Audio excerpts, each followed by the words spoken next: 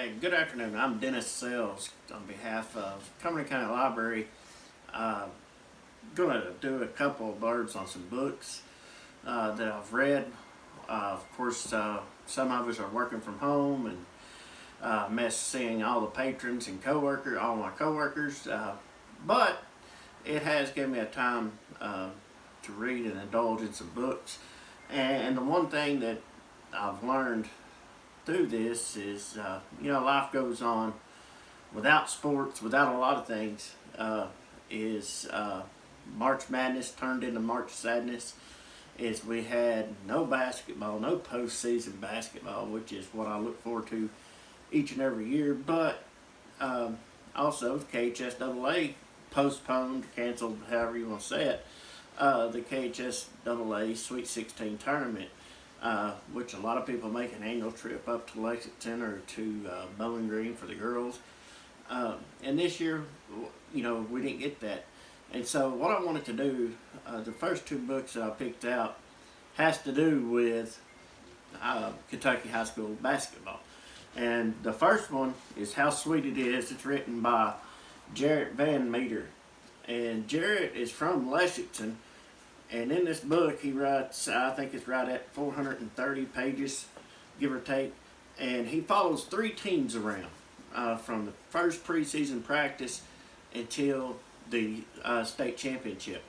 I think it's 2015-2016 year. He follows Clay County, the Mountain Boys from over in eastern Kentucky, which is probably one of the best mountain teams in the history of Kentucky high school basketball, especially.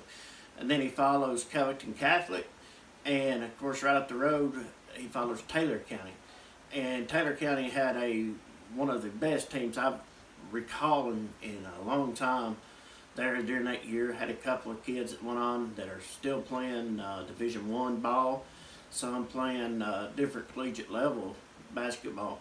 And so in this book, Van Meter kind of gives you the insight of what it's like to have that expectations on you, to go into a practice or to go into the game day, the ups and downs of sports in general.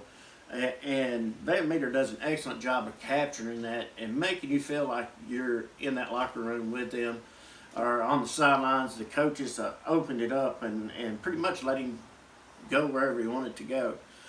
So I would recommend this one. It is at the library. It's available to check out. You can contact the library. Most of the time Paige and Mandy both are there. 270-864-2207. And you can tell them which books you want. You can go online and look and see what we have, and they will get them up for you and have them ready for you at the curb to pick up. And then the second one is the Kentucky High School Basketball Encyclopedia by Jeff Bridgman. As this book is, you can tell it's 800 pages, I think, of just history, records, everything that you can think of to do with Kentucky high school boys and girls basketball. And the one thing you'll see throughout this book is you'll see some names you may recognize. You'll see some players that former Cumberland County Panthers, former 16th District players, 4th Region. You'll see some names in here that maybe you even forgot about that hold some records or whatever. They break down each team in this and give you their overall record with each coach's record. And I mean, you're talking about doing some homework. They had to do some homework in this. And what better way to kind of make up for the lack of basketball this postseason than the encyclopedia. As I really enjoyed looking at it. It's a book that you need to check out for 2, 3, 4 weeks just to entail everything. You can't sit down and read this thing in one setting, but it's really neat to break down and see how, I mean, they compare it to district schools, district titles, region titles, state tournaments, all state teams, all American teams, records per season, individual records, team records, and it's really neat, especially where I cover basketball for the high school teams, and to know now what a state record is for 3-point made or free throw attempts or whatever it may be. So I would highly recommend this one. It's available at the library as well. Kentucky High School Basketball Encyclopedia. And so, as you can tell, I'm real nervous. This is about the 25th time I've tried to film this thing, and I've messed up. I look extremely fat. I think it's the camera that adds the weight to me.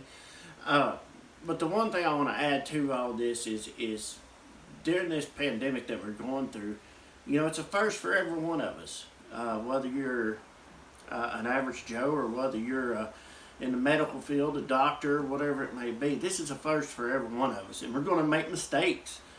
But I've seen so many positives come from this, as I've seen our community, our state, and our country reach out helping hands. And, you know, that's what we need to focus on is the good that comes from this. We're not all going to agree on everything, but when you see, you know, people helping others in time of need, you know, wow, it just goes to show you, you know, that each one of us can put out that helping hand. So join me again next, I don't know, probably next week, as we're going to do a couple more books. Mandy and Paige has picked some out for me. I can't wait to see what they are. But I miss each and every one of y'all, and God bless.